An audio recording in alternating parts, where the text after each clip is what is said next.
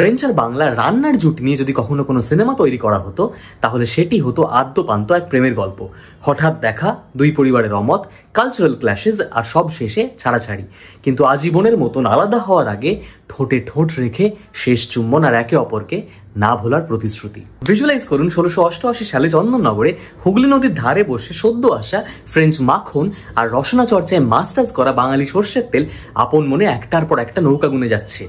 হঠাৎ করে মাখন সর্ষের তেলের হাতে হাত রেখে বলল, "Will you fusion with me?" সে বানিয়ে ফেললো cutlet, cream inside, crispy outside. সর্ষের তেল সেটিকে মুখে দিয়ে বলল, so bland, let's spice things up a bit, একটু ঝাল লাগবে। আর সঙ্গে সঙ্গে আপনার প্লেটে এসে পড়লো মাছের চপ, মাংসর chop and the legendary fish cutlet. আবেগে আপ্লুত হয়ে গিয়ে ফ্রেঞ্চ পেশমশাই বাঙালি মাসিকে লাঞ্চ ইনভাইট করলেন, নিজে হাতে বানালেন বেশমেল, নরম তুলতুলে ফ্রেশ ভেটকি ইন ক্রিমি হোয়াইট সস। মাসি ভেটকি খেয়ে মুচকি হেসে বললেন, ডেক, কিন্তু এতে যদি একটু আদা রসুন পেঁয়াজ বাটা আর ওপর থেকে কটা চেরা কাঁচা লঙ্কা পড়তো তাহলে জমে যেত। আর সঙ্গে সঙ্গে আপনি পেলেন দ্য ফেমাস দই মাছ। এরকম একটা কেওটিক সিচুয়েশনে হঠাৎ মার্সেই থেকে উড়ে এসে জুড়ে বসলেন রিটায়ার হওয়া মৎস্যপ্রেমী ফ্রেঞ্চ জ্যাঠামশাই। আর বাংলার মাছের সম্ভার দেখে তিনি ইত্তনে হয়ে গিয়ে নিজেই বানিয়ে ফেললেন বুলবেজ, হালকা ব্রথ, বিভিন্ন সবজি দিয়ে মাছ। আর টিফিন বাক্স করে নিয়ে এলেন আমাদের দিদার জন্য।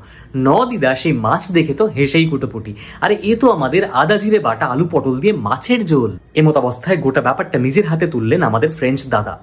কুলমর্যাদা বজায় রাখতে আগুন জ্বলল, তৈরি হলো হতি দে ভিয়ান্ড, roasted meat, slow cooked, less spices, more herbs. জমিদার বাড়ি গর্জে উঠলো, রান্নাঘর থেকে দূর করে দেওয়া হলো রোজমেরি আর থাইমকে।